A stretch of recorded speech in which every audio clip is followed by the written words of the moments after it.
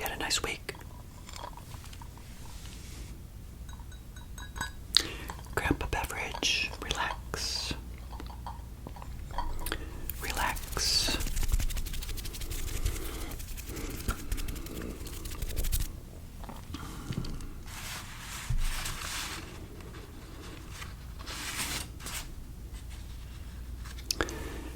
And welcome to episode 84, where we're going to be talking about how I manifested more money in my life over 20 years. And I also want to anchor this to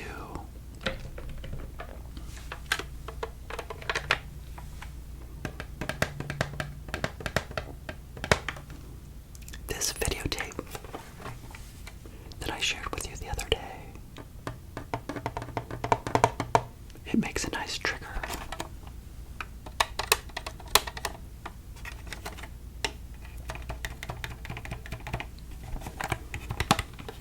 And what does it say?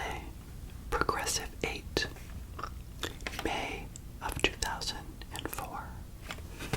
So I'll be talking about that in just a moment. So,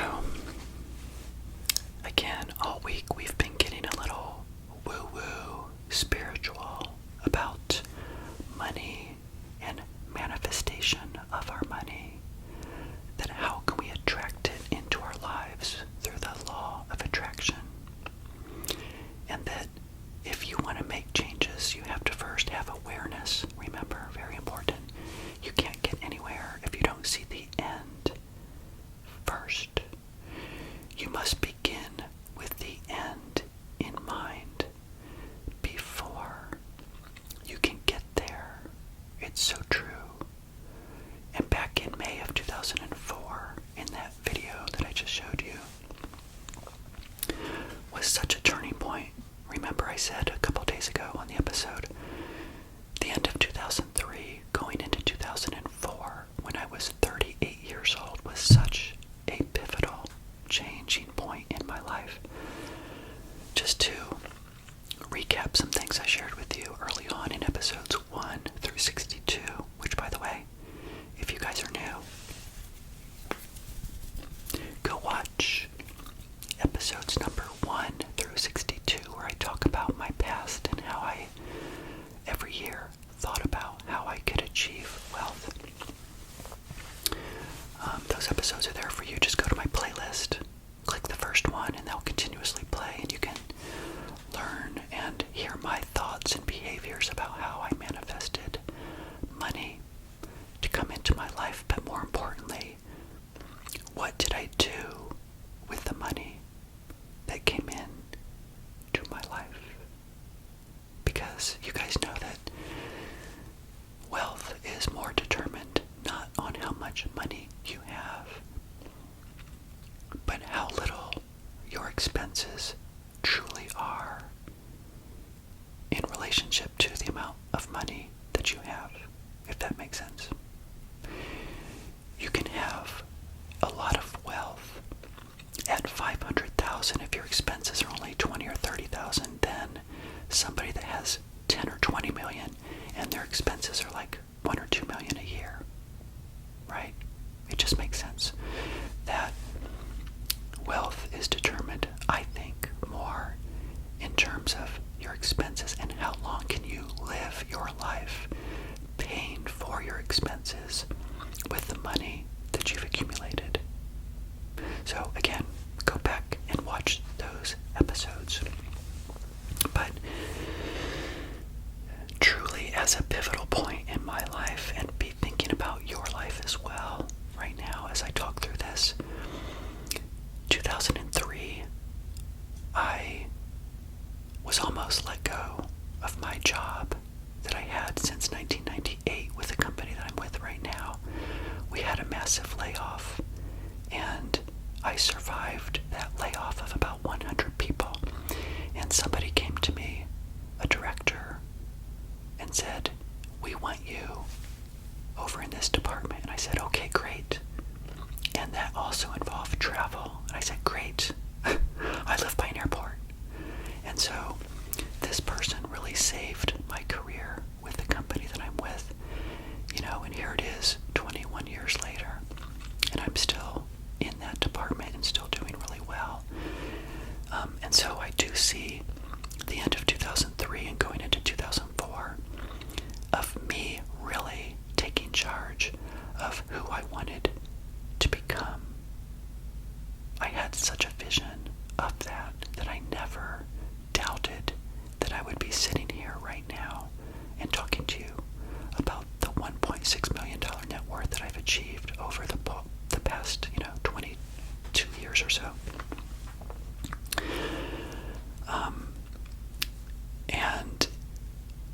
because it was the job.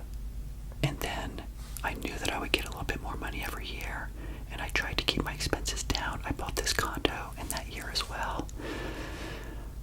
I started shaving my head. I know that sounds silly, but because I was losing my hair, I decided to start shaving it, and I owned that. Basically, I said to myself, be bald, be thin, be lean, be strong, be powerful. Who cares what people think? Shave your head. Just do it. And I was proud. I never looked back. And I became this new person, kind of, in a way, a new identity. Things were aligned. All the work I did previously was now aligned. I had the job. I had the condo. I had the new look. I knew that I could then move forward. And in this episode, remember, I wanted to talk about this videotape because over the past 2 episodes, you're probably wondering, what is this all about? Why is Evan showing me this videotape? What's going on? Why does it say progressive on it? And what's the significance of the number 8 in May of 2004? Well, I know this might sound strange, but it does anchor back to the visualization aspect of what I've been talking about.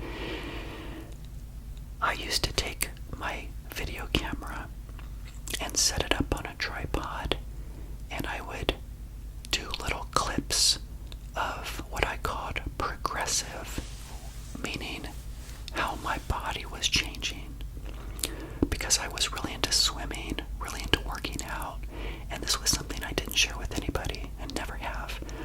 But people do these kinds of things, right? It's a benchmark. You videotape yourself, and then I watch it and I go, okay, that's how I look today. But what about in 2 weeks? What if I keep my diet in check? What if I work out the number of times I want to work out? Could I change the way I look and feel? More importantly, how I feel. And I called it progressive videos because I was progressing.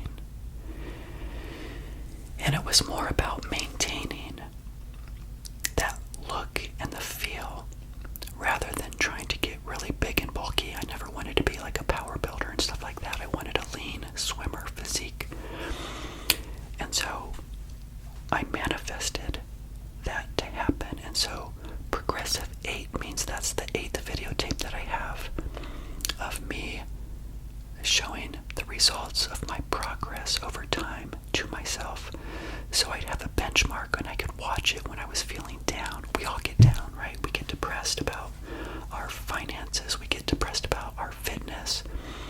There's so many things that we can get down about. And so when I was feeling bad, if I would go on a business trip, for example, and I think I've shared with you before that clients used to really stress me out.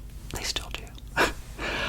But being with them face to face was always more stressful than working with them, online. And there were many years where, like in 2005, 6, and 7, I remember after I was visiting a client, I would go back to the hotel and eat a bunch of crap, like cookies and stuff. I would get so irritated because I'd walk in the hotel, and especially the Hampton Inns would have a bunch of cookies. I became the cookie monster. And I would take these cookies to my room and I would eat them all. And I said to myself, nobody saw you do that, so it didn't happen. And I would fall asleep and wake up and be like, I can't believe I did that. Then I would fly home 2 weeks later, because I'd usually be somewhere for 2 weeks. And I'd look in the mirror and be like, oh my gosh, look at all the damage I did. So I would take a little video of myself, and then I'd compare it to like a month ago and be like, oh yeah. So what that taught me, though, is having something which I used to call camera ready. I would say to myself, Evan, you're not camera ready. And then I'd be like, okay, I'm camera ready. That just motivated me to do better with my fitness goals. And you can anchor this to fitness, you can anchor this to money, you can anchor this to anything. And like I talked about on the last episode, I would I would visualize my wealth, but I'd also adjust and reflect with money in the same way that I would take videos of myself, and then compare myself to my former self, if that makes sense. And what's interesting now, it's 20 years later, and I can look at some of those videos, and I'm like, wow, it really motivates me now to stay in shape as well, because I don't want to forget how good I felt about myself. Because when you work out and you get that adrenaline rush and you get the endorphins going, I felt so good about myself and my progress, just like I feel good about myself and my progress with money as well. So, as I think about wrapping up this episode, if I were you guys, I would try something like that if you're not doing something like that right now, with money and with fitness if you're into fitness.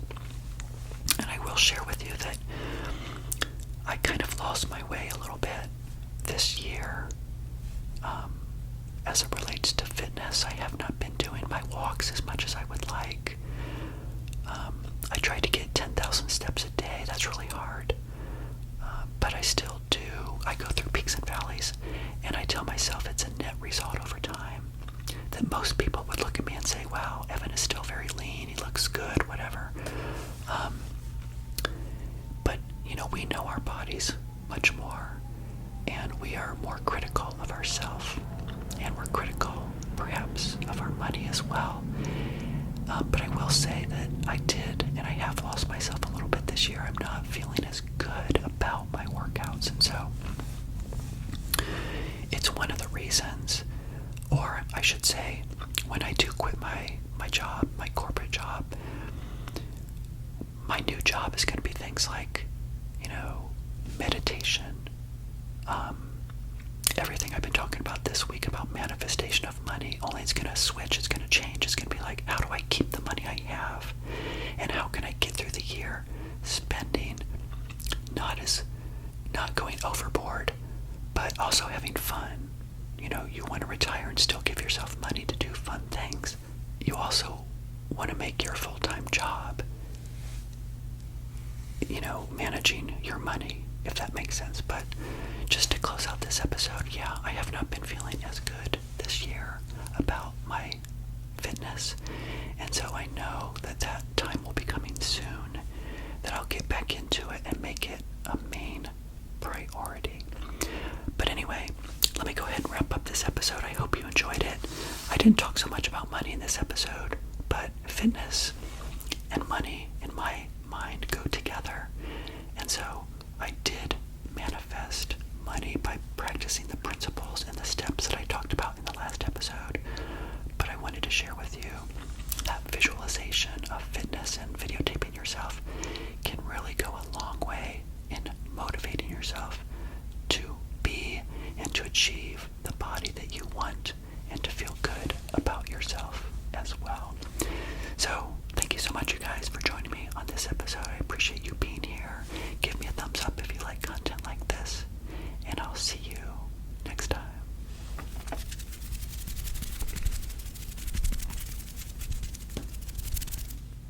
You want to retire and still give yourself money to do fun things, but this is a reminder. Alexa, stop. You